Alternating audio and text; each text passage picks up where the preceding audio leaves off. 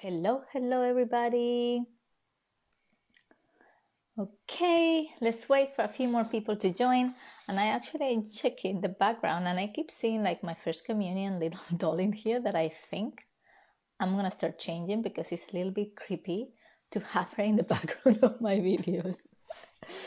So today in the next Be Timeless interview, we're gonna have Alice as one of our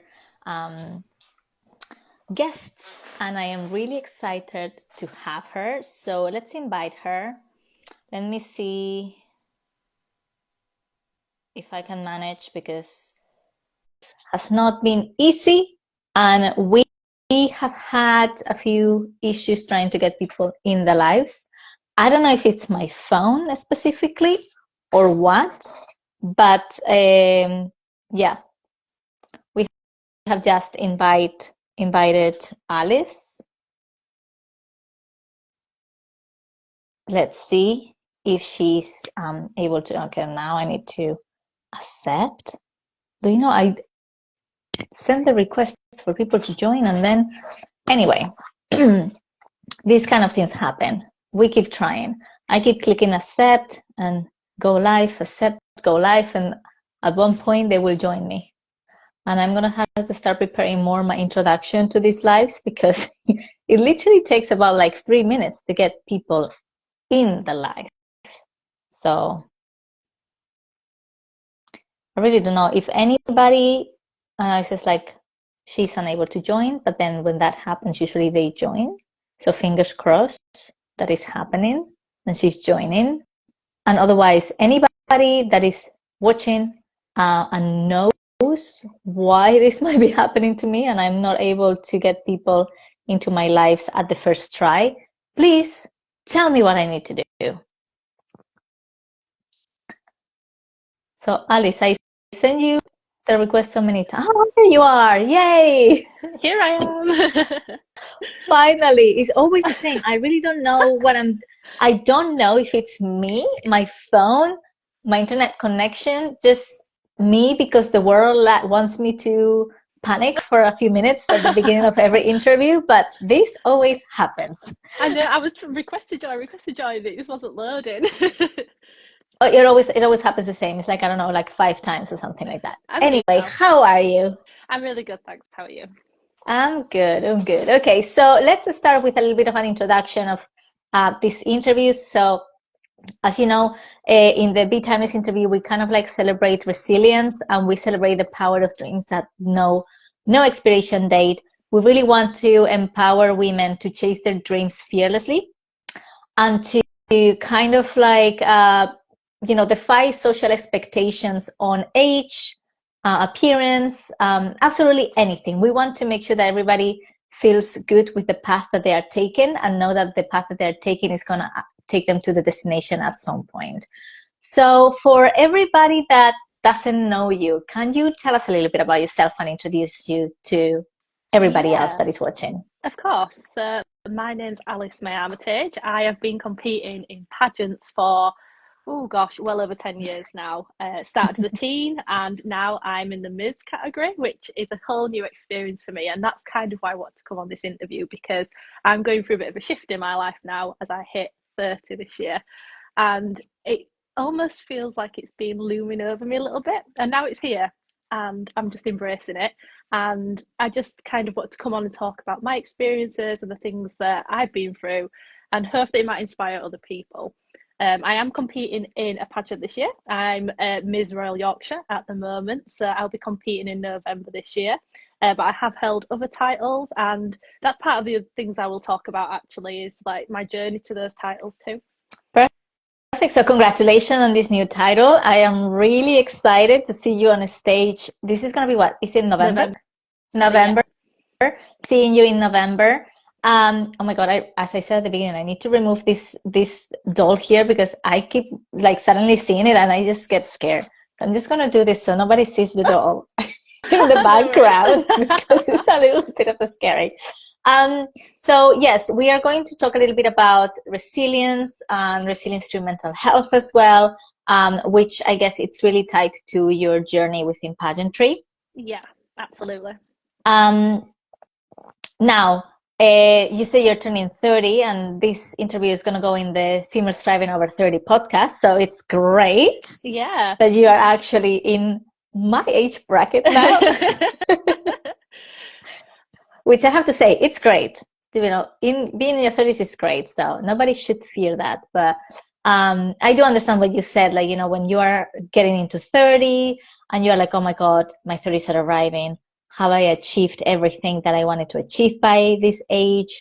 Am I running behind? So I don't know what were the thoughts that were coming through your mind when you were saying like, my birthday is approaching, it's approaching.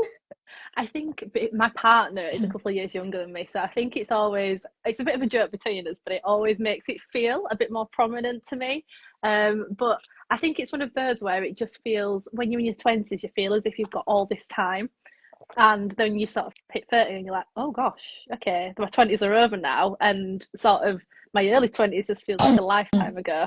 But I had this perception of kind of where I would be at 30, and it's different to what that looks like. And that's not a bad thing, but it's just learning to accept that and kind of thinking about, okay, so where do I want to go from here? And the things that I thought I wanted, say, maybe at 18 when I was 30, and what I actually want now are two totally different things. Yeah, absolutely. I completely relate to that because you always have that view of where you're going to be at 30, right? And when you're younger, you feel like 30 is like super old. Yeah. And when you're getting closer, you're like, oh, it's not. I'm still young. I still Yeah. have plenty of time. And you start seeing things differently. So I want to ask you a little bit about like what inspired you to chase some dreams or some goals of yours during the last few years of your life? So I actually lost a parent to cancer in 2016, and I kind I'm of so went through a bit of sorry. it. And it's one of those where you never really truly get over it. Mm, And it has been such a difficult part of my life, but a part of my life that's also built me to who I am today. And it's something that I've centered my platform around. So my platform is mental health and bereavement, because I went obviously through a difficult time and suffered with my mental health because of that.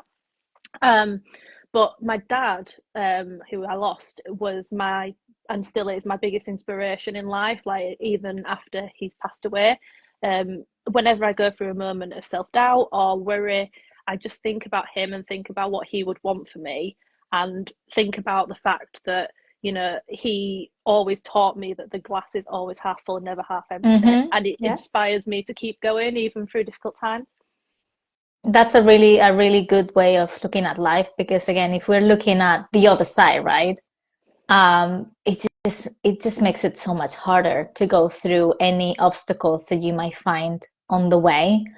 I love that saying, and I love that the way that your dad had of looking at life, and I really love that you are actually, you know, embracing that as well. Yeah. Um, because to be honest, there is no other better way to go through life. Oh, absolutely. And I think the thing with bereavement is that I saw something online about how you sort of grow around your grief. It's not so much that you hide it or that it doesn't mean anything to you as the years pass, but you just sort of grow around it. And I always just try to think, you know, I want to build on that, and I want to, that's why I use my platform to try and help other people that are going through something similar, because I know that when I first started that journey, I didn't know where to turn. I didn't know what resources, what charities were available, things like that. So it's all for me about signposting, helping other people go through that journey too.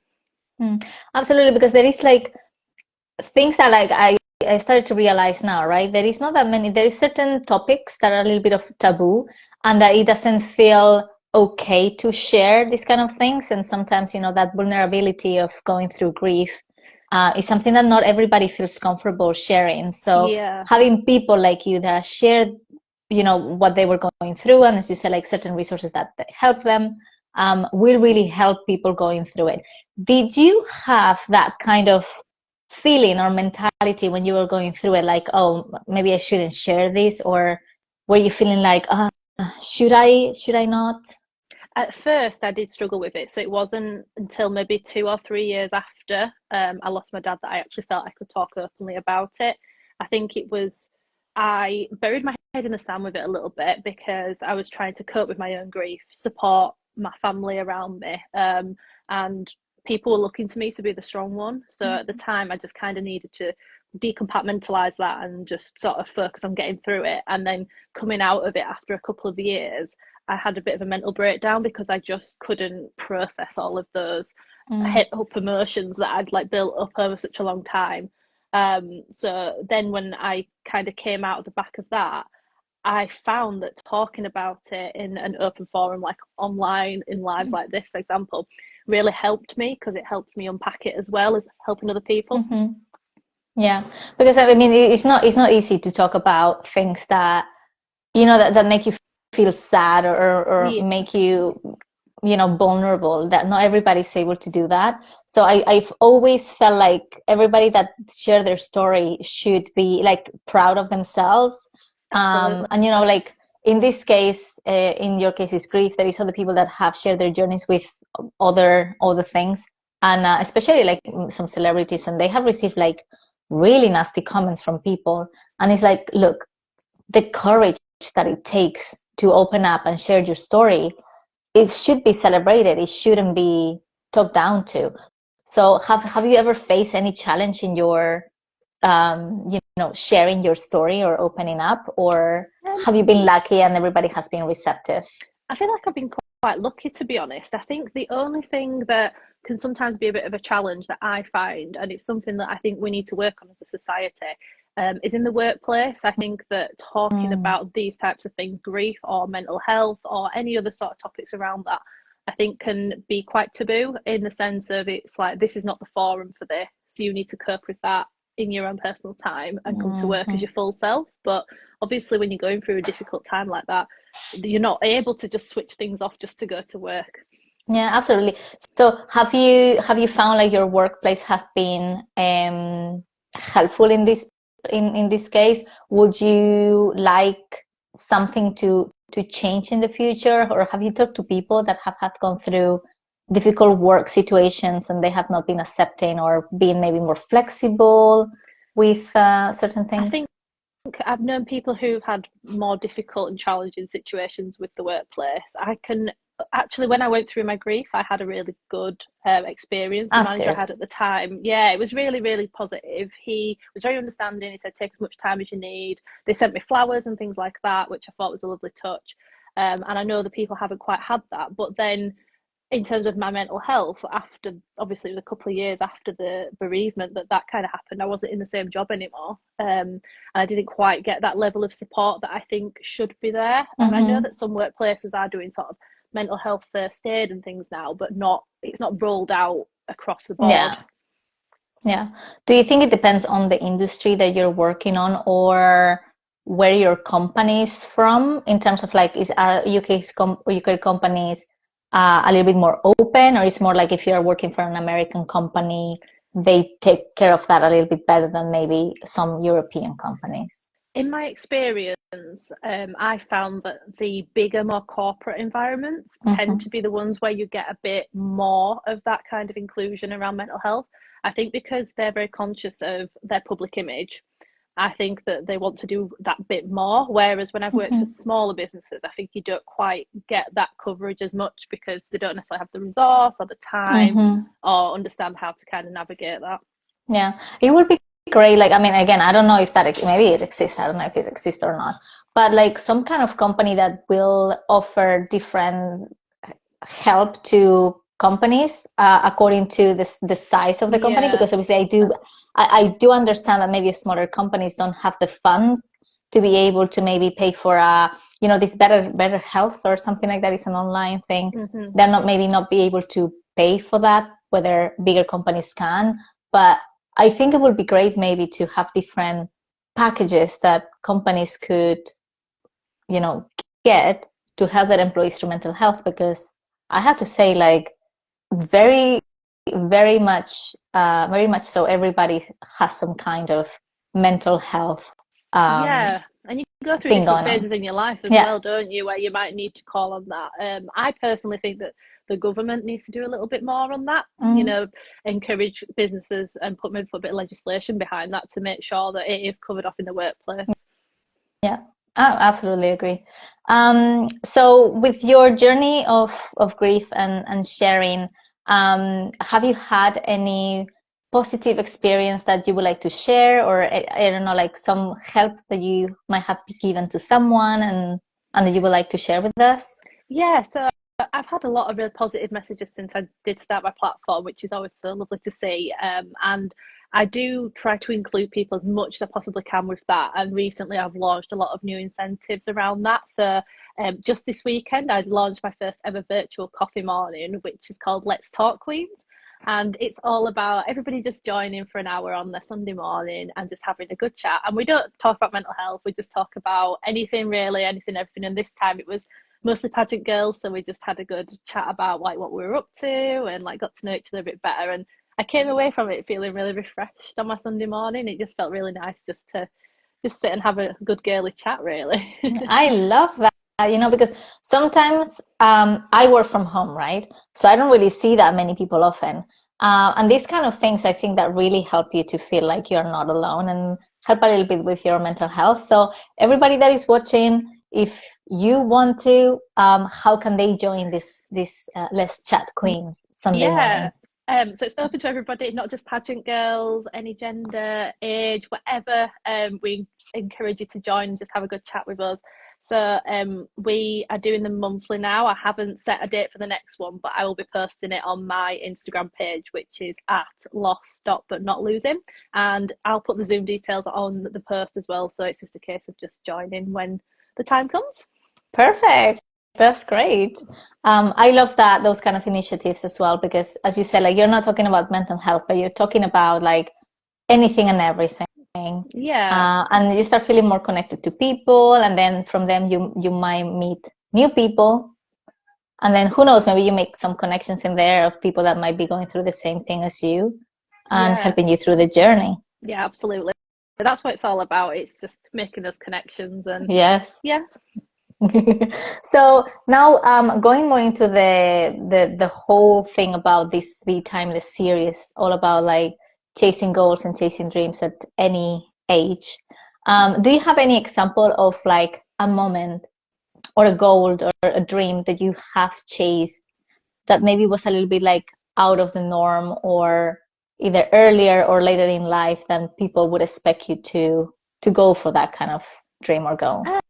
Um, so I was thinking about this earlier and I was thinking about kind of what I would say is a pivotal moment for me in terms of like being timeless. And what I would say is when so in 2022 I won my first UK title, and for me that was such a pivotal moment because I wanted to be a miss for the last time and I wanted it to be a UK title, and it was one of those moments where I just felt like everything just clicked into place. And it's most people might look at it and go, oh, well, you won a title, okay, great. But there's actually a lot more behind that. So around that time, I came out of a really bad relationship and I was actually engaged. And I decided to call that relationship off about 6 months before I competed.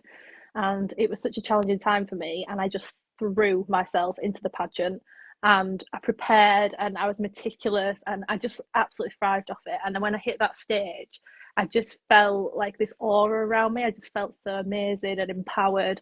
And when I won, it was just the icing on the cake. And I know it's 2 years ago now, which seems crazy, but it's something that like I really hold on to. And every time I kind of doubt myself again, like that's something that I come back to as that kind of like timeless like moment where I'm like frozen in time. Yeah, yeah, exactly. And again, you have been competing, you say, like for the last 10 years.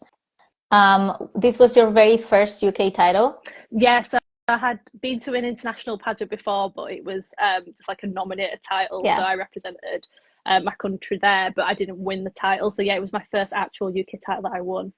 So this like shows like again like whenever it's going to be your moment, it's going to be um, great for you to get out of that relationship if it was not really serving you. Very brave. Not everybody's able to do that. And yeah, I mean, I think things happen for a reason, right? Oh, 100%. And it was one of those moments where you kind of think, oh gosh, this feels a bit risky to just make this like big decision. But it was the best thing that I ever did, and like letting that go just was a huge weight off my shoulders. And I think it's reminding yourself that like you're never too late to make changes. It doesn't matter what age you are. And like obviously I was coming to my 30s and thinking in my head, oh well, as 18-year-old I wanted to be engaged and I want to be married at this time. And now I look back on it and I think that's so ridiculous that I thought about that in that moment, even though I knew the relationship wasn't right for me. Yeah, exactly. And you saw it. Obviously, I'm pretty sure like you had moments of doubts of like, oh no, I cannot do this, and like back and forth. And then you made a decision. And there is a quote that I really love, which is like, it's never too late to be brand new. So it's never too late to stop what you were doing and start from zero. Yeah, And sometimes 100%. we need that reset. Yeah, I absolutely agree with that. You just do. You need to listen to your gut, and you need to keep your best interests in mind, and just think about what is important to you all of the time. And it does, like you say, it doesn't matter when that comes in life. And you know, I've known people who've like changed skill set and moved on to different jobs and things like that at every age, and just go for it. Yeah.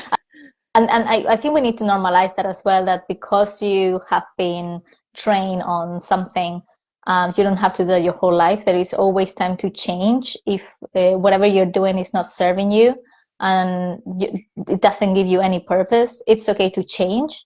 It's okay to start from zero. And yeah, probably it's not going to be the easiest transition, but it will be worth it at the end. Absolutely. And we shouldn't be either judging people for doing that. Yeah, I agree, because I do think in the past, I do think we're getting a bit more open to that kind of thing now. Yeah. But in the past, I do think, you know, like there's been times where I've changed my mind on something and, you know, been judged for it. But absolutely, totally agree with what you just said. And so obviously, like with everything that you have talked, obviously one of the main things that you have gone through was losing your parent. But has there been any other challenge that you have gone through in your life that you want to talk about and tell us how you overcame it? I think the elephant in the room, my mental health. I think that is a challenge that I probably will never fully overcome, and I've come to terms with that. It's something that kind of lives with me. Um, I've known it described in a way about depression, because I had anxiety and depression as my diagnosis, and it's kind of like the black dog that follows you around. Yeah. And that's how I kind of feel. It's always there, and sometimes it dips into the shadows, but other times it kind of is a bit more prevalent. And I think it's reminding yourself that it's a journey and not a destination with mental health. But compared to where I have been in the past, looking at my journey through that, I'm like miles away from what I was like, and I'm so proud of myself for getting to the point that I'm at. There was a time where, for example, at work, I wouldn't enjoy presenting in front of people. It would just turn me into a sweaty, paranoid mess. And now I can present in front of however many people, and it doesn't bother me or faze me at all. You know, it's little things like that, and you have to stop yourself and look back and think that's such a big win for me, actually. Absolutely. And you should be, as you said, like you're proud of yourself and you should be super proud, because we are not happy 100% of the time. It's literally impossible. And we just need to look at the moments where we want to find joy in. And then, as you say, like when something is not like going the way that we want it, or we're not 100% happy with how everything is going, we can always look back and see, well, actually, this is not great now, but 3 years ago it was worst. So Yeah. it's a win, you know, at least it's not Yeah. as bad as it was. And try to get there. So is that what you will take people that are trying to cope with? Yeah, I'd say to anybody who's going through something similar to me, whether that be bereavement or a mental health challenge, just do what's right for you and keep that at the focus of what you're trying to achieve. Don't compare yourself to other people. I think that's a massive one, because that's something I did. And particularly with mental health, well, even bereavement, you know, no two journeys are the same, and other people are going to go through things at a different pace to you. What might be right for them might not be right for you, and it's just about finding that little harmony with what works for you and just doing that. Exactly what you just said. Like, it's very important to say, do what is right for you. You don't have to listen to what other people tell you. You should be doing this. I mean, yeah, you can listen to advice, but Yeah. if that doesn't feel right for you, you don't have to do it. Because I Yeah. think it's very often that we do what someone else is telling us to do, and then it's like, but it's not working for me. And then we get more frustrated because of that. Yeah, 100%. And sometimes things are not a quick fix, and sometimes you've got to try different things. I mean, an example of that would be with my anxiety, trying to find coping mechanisms and ways to kind of calm myself down. And I started with things like, I don't know, listen to music. Didn't work for me really, and wouldn't even touch the sides, trying to calm me down. But then I started doing puzzles, and I found that really helped me massively, because it was like my brain was just totally focused on that one task, to the point that it would just like totally relax me. So it's just finding ways that work for you, and trial and error, definitely. Yeah, absolutely. Yeah. Like when I was younger, I had a car accident, and I love driving. Don't get me wrong. I love driving. I love getting into my car. And this year, I suddenly realized that after I'm driving for a while and I'm not eating snacks or something, I'm not occupied doing something else other than driving, then I start like doing this with my fingers and like peeling my fingers. And I was like, oh, I think I'm just getting really anxious Yeah. about driving without my brain telling me that I'm anxious. It's kind of like an unconscious thing that Yeah, I'm doing, like a right? subconscious. That's strange. Yeah. Yeah. And I've been doing that since after the car accident, right? Oh wow. So now I'm thinking, okay, I think I need to try to find something that will help me not to destroy my fingers, Yeah. because it's not great. So I am in the lookout for those like anxiety rings that you can just like, Fidget kind of. yeah, Yeah. yeah. And I'm gonna give it a try to that, because I try with music, I try listening to audio, but I try to do it with other things, and nothing has. I finished my journey and I'm like, what did I even do my nails Yeah. for? Because I destroyed my fingers. Yeah, it sounds like you need something like tactile to kind of like Hmm. physically like get Yeah, that out. Yeah. Hmm. yeah. I don't know. I was like, yeah, that's interesting. I tried things, it didn't work, so I'm gonna give this a try and see if that works for me. Yeah, And you'll if have to let not, me know how you we'll get on. start from Yeah. zero. Yes, I'll let you know. I'll let you know. Yeah. Let me see what other questions I have in here. Okay, so I think we've touched base a little bit on it, but what impact do you hope to have on other people with your platform, or even in general? I think if I impact even just one person with the work that I do, then it's worthwhile for me. I get a lot of self satisfaction out of helping other people through it, because it makes me feel good about the fact that I'm putting kind of like my heart on my sleeve. And I go live and put videos up all the time on my platform page, and I'm talking about quite personal things. Me and my friend have a podcast, and we talk very openly about our mental health on there. So to know that that has helped someone else, like even if it means that they just had a conversation about their mental health with somebody, or it inspired them to go seek some sort of help with counselling or with a doctor, it would just make me feel really happy and good that it did something positive. And trying to use the fact that obviously my mental health started through a bereavement, obviously a very sad sort of occasion, but Mm, making that to something positive. yeah, I love that. I really love that. As you said, like even impacting one person, just it's a big, big win. And sometimes, to be honest, we don't realize how many people we impact with, again, whatever we're doing on social media or Yeah. whatever conversations we might have with people. Not everybody will tell you that you have inspired them or you have like helped them through. So I think you should be proud of putting yourself out there, and I'm pretty sure that you have helped way more people than you realize. Yeah, potentially so. And yeah, that brings me like really great comfort, to be honest. And it, like I said to you before, it definitely helps me sort of unpack my mental health as well, going through that whole process. It's like a two-way street, and yeah, it's great. Great. Is there anything that we have not talked about or we haven't mentioned that you want to talk about? Um, I was just going to mention that obviously I mentioned Let's Talk Queens of the Virtual Coffee Morning. If anybody does want to join that, just hit me up on Instagram. And also we have started a Bags of Happiness campaign on my platform. So this is basically, it's like a small pick-me-up bag, and it's got like little self-care items, little mindfulness tasks and stickers with positive quotes on and things like that. And you can apply for free through my Instagram page. To receive one of those in the post. So if anybody would like a pick me up, you know where to come. Amazing. So for, obviously, as I said, this interview is also going to go in the Females Thriving Over 30 podcast. So for all of those that are not here on Instagram and they are not going to see me tagging you Yes. on the post, how can they find your Instagram page to apply for this Bags of Happiness? Yeah, of course. So my platform's called Lost But Not Losing. So the tag is at lost.butnotlosing, and you can just head over there, drop us a message if you're struggling. But we've also got a link tree in the bio where you can fill in the application form to receive one of the bags. Perfect. That's great. So thank you so much, Alice, for coming in. I really enjoyed talking to you. Thanks for having me. Yeah, I loved it.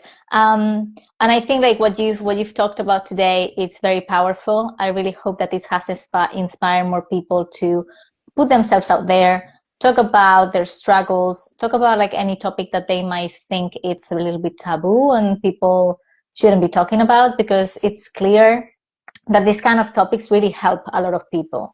So thank you so much for coming on. And then, as I said, make sure that you follow Alice, that you go to her platform, apply for one of those bags of happiness. Yeah. Yes, bags of happiness, and that you join the chats on Sunday. That's amazing. Yeah, we'll be posting the next date very soon. So yeah, feel free to join us. Make sure that you keep your eyes peeled on Alice's Instagram to know when the next day is going to be. Fab. Thank you so much Thanks for coming. Bye. Bye.